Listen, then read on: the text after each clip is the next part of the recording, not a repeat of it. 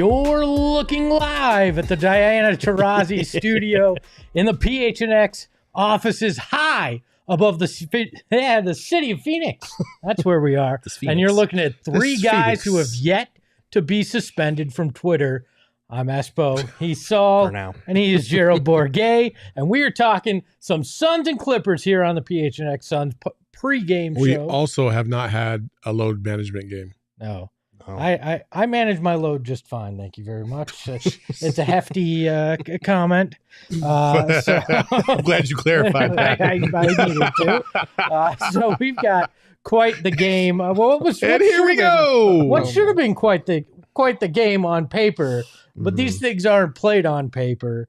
It's Suns Clippers tonight. Suns sitting at 16 and 12. Clippers at 17 and 13. So the Suns are just percentage points ahead of the Clippers for the 5th spot in the Western Conference. Guys, we'll get to the injury report in a second, but how do you feel about tonight? I honestly, I think tonight's a perfect concoction for the Suns to get off the schneid and win a game. So I'm okay with everybody on the Clippers not playing tonight. I don't give a shit. We need to win. So however that can be done, I'm okay with. Yeah, it's time to get back in the win column. The 5-game losing streak has not been good for team morale. It's not been good for our morale on these shows. Like we could use a W, and this is an opportunity for them. Again, we said this about the Houston game too, but this is a get-right game, especially with someone who's coming back tonight. For those of you asking, an 8:30 game is just too late for Lindsay to stay up.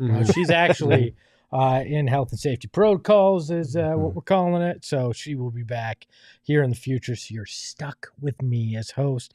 Let's look at the injury report because that's really the story of the game here tonight. Obviously for the Suns. I mean, shit. This looks like a goddamn phone book. It looks like the starting lineup of another game. It really does. For the Suns, Cam Johnson, Dwayne Washington, DeAndre Ayton, and Cam Payne all out, but one Devin Booker returning after that hamstring tightness. So I guess that's a win. When you look at everything on this list, that's at least a win for the Clippers. Paul George out, Kawhi Leonard out, Reggie Jackson out, Norman Powell out, Ivica Zubac out, Luke Kennard out. I think you're also looking at Danny Manning out, Michael Olowokandi out for the Clippers. Everybody out for the Clippers tonight. Man. And pretty much half of Suns and Clippers fans out for tonight. Yeah. But Devin Booker's automatically the best player on the floor, even with the way he's been playing the last week because no one else is available. So this would be a nice opportunity for them to. I would be very upset if I was a fan of the Suns or the Clippers and all these guys that maybe I wanted to see, especially like the Clippers and Kawhi and Paul George and out. And I mean, Albert H. Kawhi is always out, it seemed like he was starting to get back into the flow of things. And of course, now another load management game. And I'm just saying, like, you can load manage all you want, but once the playoffs hit, are you really going to be ready? And I just don't think the Clippers will be. Well, this is the tail end of a back-to-back for the Clippers. But if you're the Suns, do you take offense to this? Like, is this – I would, honestly, that the Clippers are resting everybody when they're just percentage points behind you. To me, that says we see how you've been playing the last 10 games, and we're not that afraid of you. We think we can compete with you even by sitting these guys. You're reading way too far into this. They do this to every fucking team in the league, not just us. Like, they load manage all the time. Like, this is a habit by the Clippers. That's what they do, especially with Kawhi. Paul George has had many load management games, so I wouldn't even think twice about it if I was the Suns. Yeah, if Kawhi had I think he's only played 10 games this season. Yeah. Which is fucking ridiculous. That's crazy. I understand wanting to manage him properly and make sure that there are no setbacks in him returning to action for the first time in like a year and a half. What's it been? But yeah, that's a tough look. I think on the Suns side, obviously, aside from Jay Crowder, all of the guys that are sitting out are legitimately injured. I know Dwayne didn't even make the road trip. So that's tough for the Suns, but obviously, I don't think they take much of offense to what the Clippers are doing. I think they like everybody's out, just win a game. I think that's all that they care about at this point. Just win a damn game. This is where sports science has gone too far. I'm sick of the load management games. Yeah. If you're not really injured, the league should say you have X amount of load management games that you can sit out. Once those games have been used, you're either injured or you're playing. I think this is crap to do this. Like you're depleting what the fans get to enjoy. You're making a mockery of the game in and of itself. I mean, this team literally, one game like this against the Suns could be the difference in their playoff seeding at some point. You know what's so funny is and we'll look this up for after the game, but somebody had said that, Anthony Davis gets a lot of shit for missing games. I want to say 98.7 somewhere said this, but Kawhi, and I want to say Paul George and maybe one other player that's like notable have actually missed way more games than Anthony Davis, which is crazy, especially with Kawhi. Like, I don't know what's going on with Kawhi. I mean, Mans has been gone for 2 years, 2 seasons, and so I don't get what's going on with him and why it's taking so long just to get him back into the fold, but it's just it hurts the game. I think it's probably with AD, it's unfair because people like to clown on guys that are like made of glass or that get injured a lot.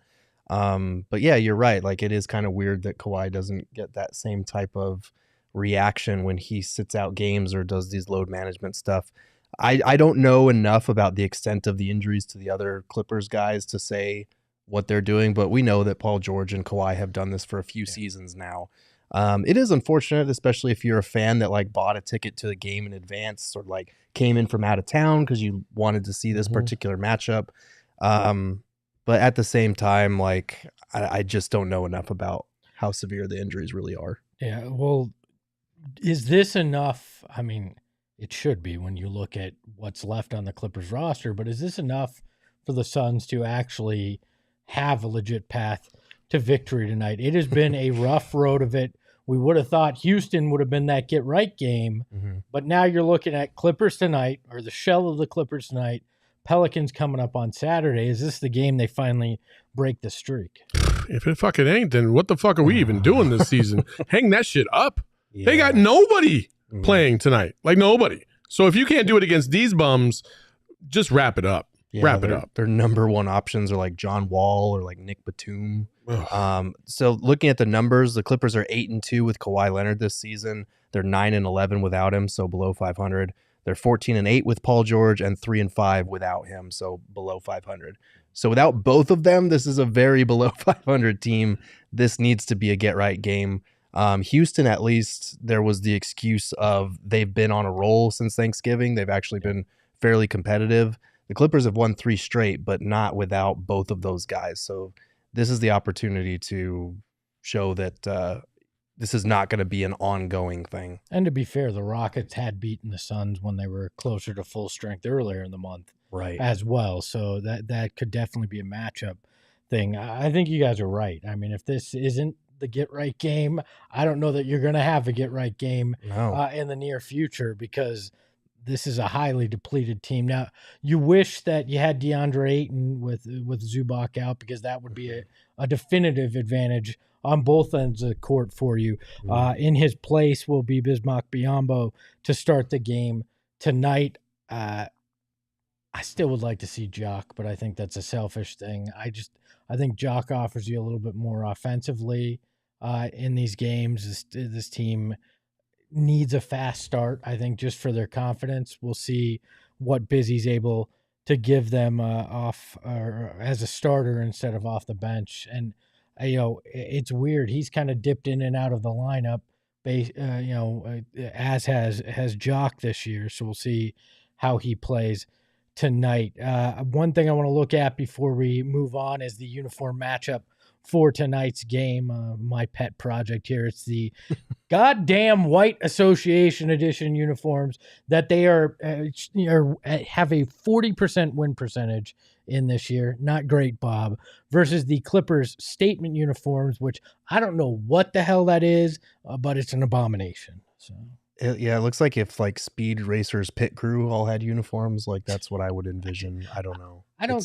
I get that the Clippers were boats because of their time in San Diego, but LA has two of the stupidest named basketball teams for this year: Lakers and Clippers. Boats and lakes. I don't get it. At least the boats are, reasonable by the ocean. I don't know what the fuck the lakes are doing.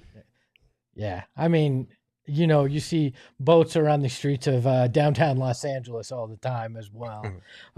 So that is your uniform matchup tonight. Devin Booker. It's on the fucking coast, which is still LA. It's the city of LA. You're not like LA isn't on the coast. It's the beaches are further out from there. There's suburbs. Redondo Beach is in LA. Okay, fine. What the fuck are we talking about right now? You sail a lot of sailboats out of Redondo Beach? They're everywhere. Fuck the Clippers. That's the point. Oh my God. What the fuck?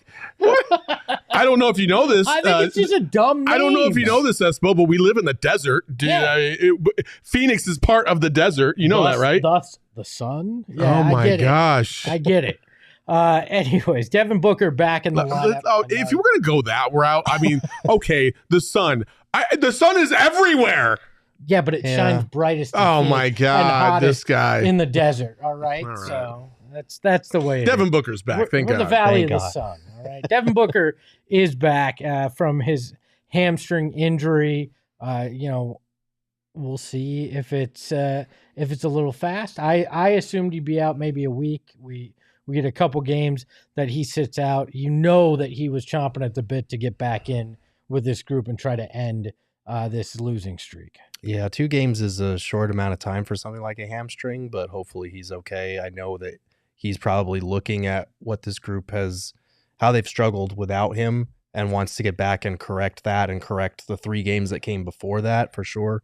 Hopefully he's not pushing it because I don't think he is. He's dealt with this before, but you never know with that guy. He always wants to be out there.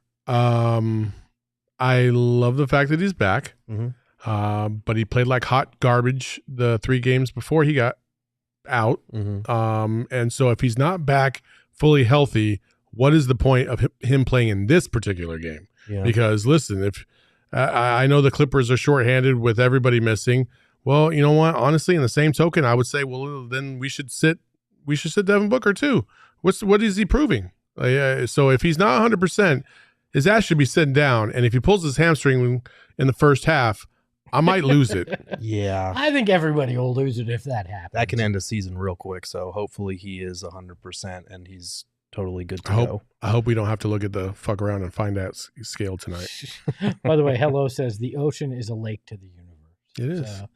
So there you go. It's not wrong. That fact. You had an interesting piece on Devin Booker on Go PHNX today talking about the evolution of his game, in particular when it comes to the double teams, which I guarantee he'll be facing a lot tonight.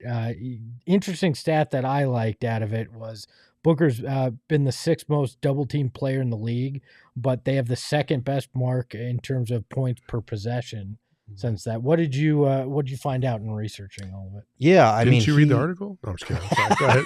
Go ahead. Yeah, I mean, he has been. I did. Did you? I did not. All right then. So I should have asked Saul? The question, Gerald. So what did you tell me about Devin Booker?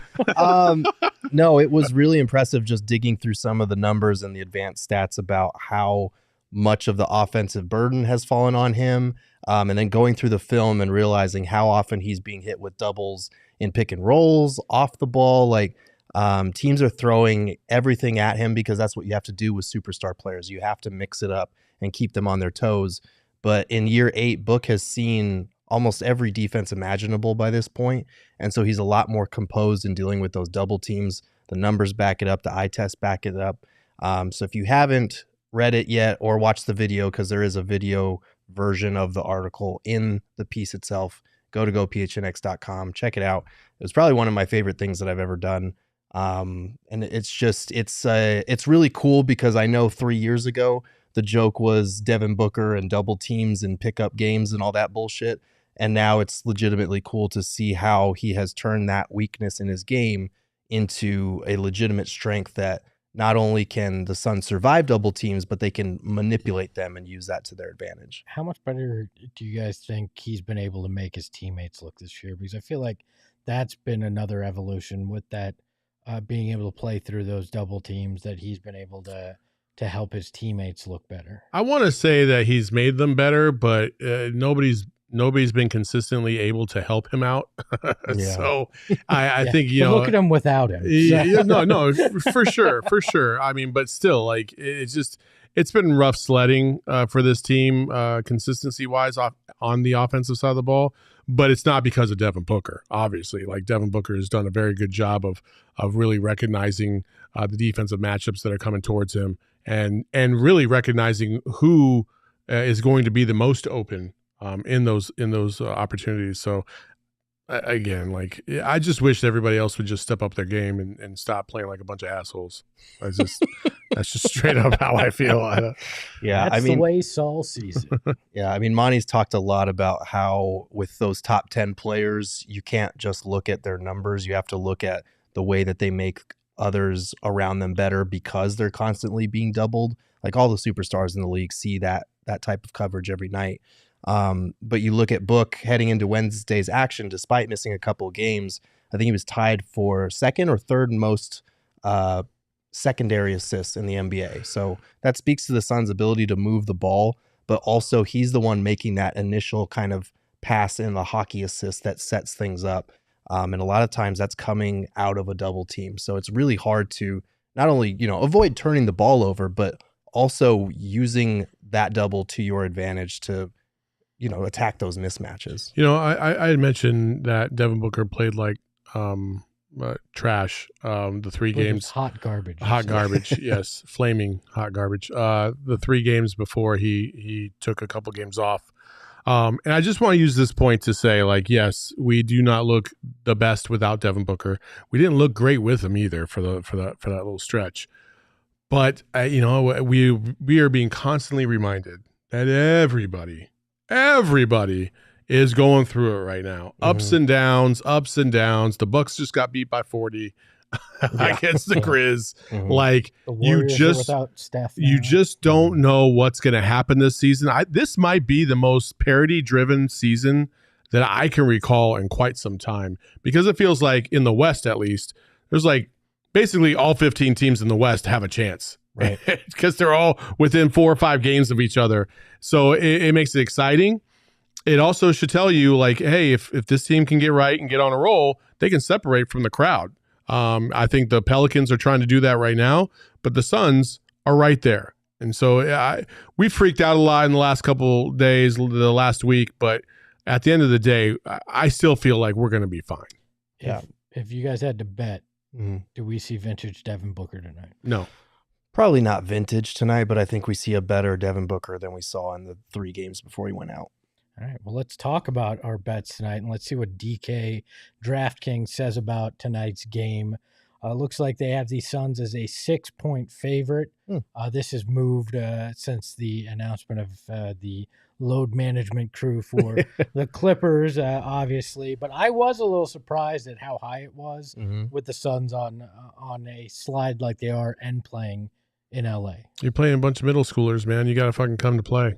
I get it, but, you look at it and they haven't played well. They lost to Houston, which hasn't been the greatest of teams. I get that Devin Booker's back, but we don't know what. But even Booker, without Devin Booker, they played well against the Pelicans on Sunday and had a chance, and they sent it to overtime. They had DA. I get that, but I don't think you're going to be missing out too much tonight against a team that is just basically void of any shooters or superstars. I hope we don't have to play that back in post game because of that's your shit show. No, that's not happening. That's not happening. I mean, yeah, I think part of that is Book being back. Part of that is like figuring, okay, the Suns have been dog shit for 5 straight games. They have to get back on track eventually, right?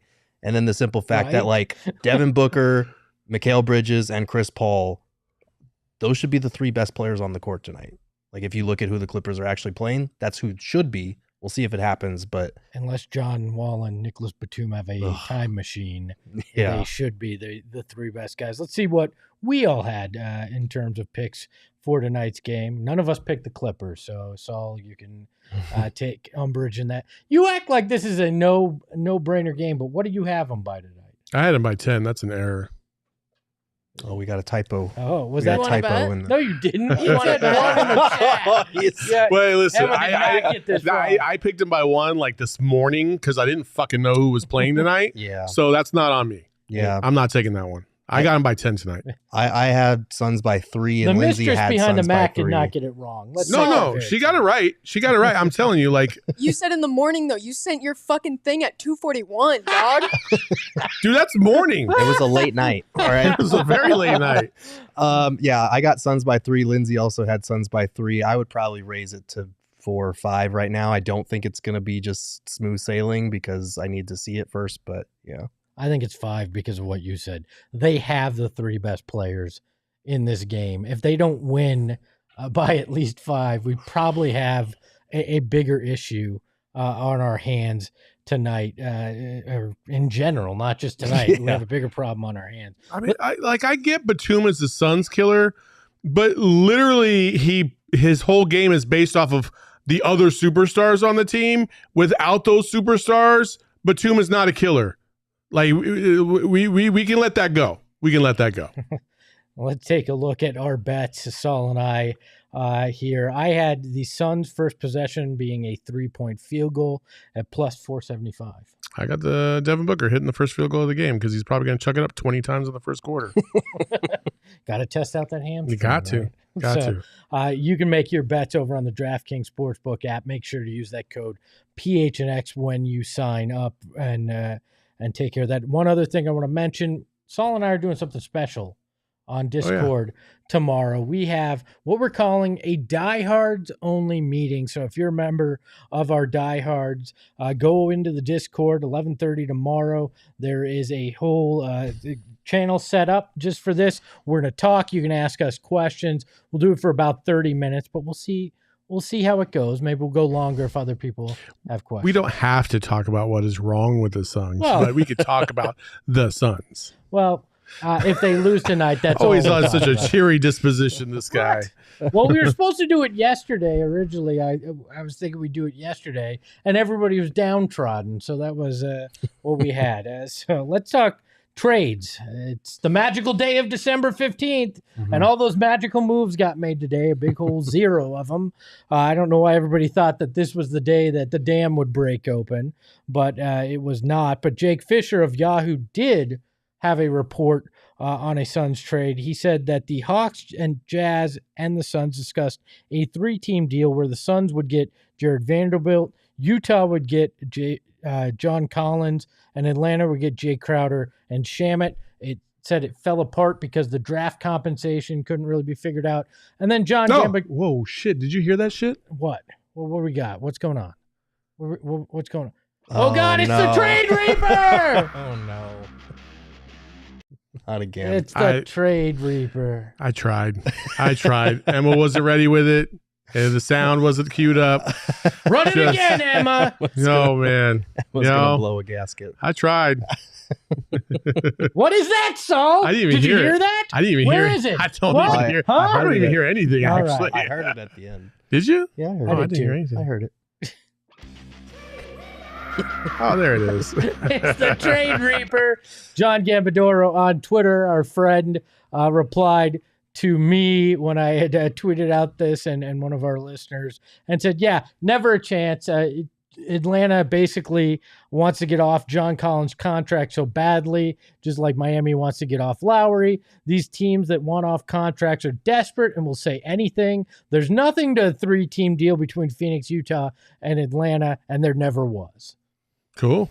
Neato gang. What? I don't get that. Like, literally, is Atlanta calling and lying to Jake Fisher with an elaborate 3-team deal that never was discussed? Yes. Why? What? Potentially. Do you not understand how these things work for the last 20 years? But why would that's not going to, what is that going to do? Is that really going to spur somebody to go, oh, I better get it on John Collins because nothing happened here? Yeah. Sometimes that happens. Atlanta has been trying to get off John Collins for 2 years and nothing's worked. I don't think a fake story floated to Jake Fisher is going to change. You got to drum up some type of, reality or or unreality somehow, some way. And if there's no movement, you got to try and spark it. Listen, I didn't think Kyler Murray deleting his Instagram meant that he wanted a new contract, but then there they were. Like, you just, like, there's a bunch of things that get thrown out just to see what sticks, because you never know. One GM might be like, wait, we need to get in on this because I'm hearing this, this, and this. And if you don't think that Jake Fisher's the only one talking about this behind the scenes, then you're high and out of your mind. I know that there's plenty of people talking about it behind the scenes, but why wouldn't this be James Jones floating fake trades? When's the last time you've ever seen James Jones on Twitter? I'm saying floating it to the reporter, not out there just putting it on Twitter. Like, James Jones. When has a GM ever been like, we were interested in this guy? I'm saying floating it to a reporter because he's the guy with the asset that he needs to get off of and desperately needs to drum up interest in. Like, if anybody is motivated to get interest peaked, it's James Jones on Jay Crowder. Yeah, I mean, with this stuff, I don't put a ton. I take all of this with a grain of salt, especially, you know, people are saying Jake Fisher is hardly ever right when it comes to this type of stuff. You know, whatever you want to think about Jake Fisher, that's fine. For me, it confirmed two things that we had heard in the past, that the Suns have had an interest in Jared Vanderbilt. And it also mentioned something about not having the requisite draft compensation to work out a deal, which again kind of backs up this idea we've had that maybe the Suns can't deal a first-round pick. Maybe they are hamstrung. Again, this is all speculation, but it's not looking pretty when every report that comes out is like, yeah, the Suns wanted to do this, but they weren't able to for such and such reasons. See, I took Jake's comment as overall all the teams couldn't figure out draft compensation. But who has to give up a first-round pick to get a guy like that? Well, I would think Utah might have to get Collins. Utah's not giving up first-round picks for Collins when they're trying to accrue as many as they possibly can to build their future. So I just, I actually asked around, and I was told categorically by one person that it's not true. Was that Gambo? Because he said that it's not true that they can't trade a first-round pick. I don't know how much I believe it, but that was what I was told. Well, who was your source? Who asked that? Your mom was my source. Wait, why did you even say it then? If you were like, I asked around and this is what I was told, but I don't know how much I trust this guy. What? Because I'm just simply saying, we all know that sometimes sources have agendas. Agenda. That's all I'm saying. Because if we've heard 3 or 4 reporters bring this up, so I'm just saying the one person I talked to said it was false, but I don't know, because we're hearing it so much from other people, if I fully believe it. Yeah. That's fair. I think like I said, everything this time of year, you take it with a grain of salt until the actual deal gets done. Like Kevin Durant was supposed to be here in Phoenix over the summer, and that didn't happen. So until it gets done, I'm just going to enjoy hearing all these lovely rumors that we get, and then I'll decide from there. I hear them every day. I just need some time to get away. You know too many song lyrics. I think we need to go watch what is going to be sold to us as basketball. 8:30 at night. We gotta watch. Yeah, that's brutal. This game should not be at 8:30. This is terrible. Hey, wait all day for the worst matchup on paper you'll ever see. It's brutal. It's load management versus the Suns tonight. Lindsay is the source. It definitely wasn't Sex Chat 69. Let's get out of here. It's Suns versus load management in LA. We'll be back post game to talk about all of it. Ahoy, hoy.